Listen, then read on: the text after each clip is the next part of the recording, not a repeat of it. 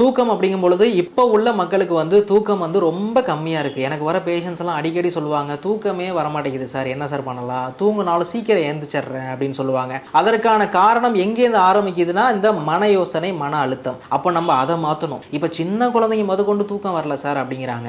ஒரு சில பேஷண்ட்ஸ் வந்து கேட்பாங்க, எனக்கு தூக்க மாத்திரை கொடுங்க அப்படின்ற மாதிரி கேட்பாங்க. இந்த தூக்க மாத்திரைங்கிறது இப்போ ஒரு வாடிக்கையாக மாறிடுச்சு. அதெல்லாம் நமக்கு கூடாது. நம்ம என்ன பண்ணணும் அப்படின்னா 6லேருந்து 7 மணி நேரம் கண்டிப்பாக தூங்கணும் அப்படின்னா தூங்க போகிறதுக்கு 1 மணி நேரம் 2 மணி நேரத்துக்கு முன்னாடியே எல்லாத்தையும் நம்ம மனசுல இருந்து அழிக்கணும். மனசை கொஞ்சம் நிம்மதியாக வச்சுக்கிட்டு போய் படுக்கணும். அப்போ 6லேருந்து 7 மணி நேரம் கண்டிப்பாக தூங்கினாலே நமக்கு வந்து மனசு நிம்மதியாயிடும். நான் சொன்ன மாதிரி இத்தனை வகையான லைஃப் ஸ்டைல்ஸை நீங்கள் வந்து சேஞ்ச் பண்ணால் மட்டும்தான் நமக்கு வந்து சுகரோட அளவு வந்து கண்ட்ரோலாக இருக்கும். சுகரோட அளவு மட்டும் கிடையாது, எந்த விதமான நோயும் நமக்கு சீக்கிரம் வரதுக்கான வாய்ப்புகள் ரொம்ப கம்மியாக இருக்கும். அதே மாதிரி எஸ்பெஷலி சுகர் பேஷண்ட்ஸ் வந்து இந்த லைஃப் ஸ்டைலை ஸ்ட்ரிக்டாக ஃபாலோ பண்ணிட்டு, எஸ்பெஷலி டயபெட்டிக் பேஷண்ட்ஸ் வந்து லைஃப் ஸ்டைலை வந்து சேஞ்ச் பண்ணுறது மட்டும் இல்லாமல் டேப்லெட்ஸ் வந்து ரெகுலராக போடணும். மறந்துட்டேன் சார், ஊருக்கு போயிட்டேன், எங்கே வச்சேன்னு தெரியல, எந்த ஒரு காரணமும் சொல்லக்கூடாது. அதே மாதிரி இன்சுலின் வந்து ரெகுலராக டாக்டர் சொன்ன யூனிட்ஸை கரெக்டாக எடுத்துக்கணும். அந்த யூனிட்ஸ் வந்து உங்களுக்கு சரியில்லை அப்படின்னு உங்களுக்கு தோணுது அப்படின்னா நீங்களே யூனிட்ஸ் அதிகப்படுத்துறது, யூனிட்ஸை வந்து குறைச்சிக்கிறது, அந்த மாதிரி எதுவும் பண்ணக்கூடாது. நியர்பையில் உங்கள் பக்கத்தில் யார் டாக்டர்ஸ் இருக்காங்களோ அவங்க கிட்ட போயிட்டு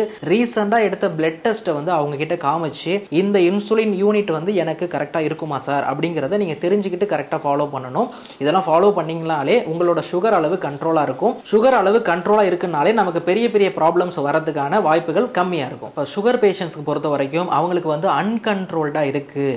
இப்போ வந்து 300, 400 இல்லை எஸ்பெஷலி 600க்கு மேலெலாம் இருக்குன்னா அவங்களுக்கு வந்து டிகேஏ, டயபெட்டிக் கீட்டோ அசிடோசின்னு சொல்லக்கூடிய ஒரு காம்ப்ளிகேட்டடான விஷயம் வந்து அவங்களுக்கு வந்துடும். மெயினாக வந்து அதிகமாக வந்து வாமிட்டிங் இருக்கும், ரொம்ப டயர்ட்னஸ் இருக்கும், யூரின் அதிகமாக போகும், யூரினில் வந்து எரிச்சலோட போகும். இந்த மாதிரி வந்து ரொம்ப டயர்டாக இருப்பாங்க, ரொம்ப மயக்கத்தில் இருப்பாங்க. இந்த மாதிரி பேஷண்ட்ஸ்லாம் நம்ம வந்து எமர்ஜென்சி கண்டிஷன் அப்படின்னு சொல்லுவோம். அவங்க எல்லாமே போய் உடனே டாக்டரை பார்த்து அவங்களோட சுகர் அளவு என்ன அப்படிங்கிறத தெரிஞ்சுக்கிட்டு அதற்கேற்றாப்புல நம்ம ட்ரீட்மெண்ட் எடுக்கணும். ஏன்னா அது ஒரு எமர்ஜென்சி கண்டிஷன். அதை தாண்டி ரொம்ப நாளாகவே அவங்களுக்கு வந்து ஒரு 10-15 வருஷத்துக்கு மேலே சுகர் இருக்குது, 25 வருஷத்துக்கு மேலே சுகர் இருக்குது, சுகர் வந்து அன்கண்ட்ரோல்டாக இருக்குது அப்படிங்கும் பொழுது அவங்களுக்கு வந்து முக்கியமாக பாதிக்கப்படக்கூடிய ஆர்கன்ஸ் அப்படின்னு சொல்லிட்டு தனியாக இருக்குது.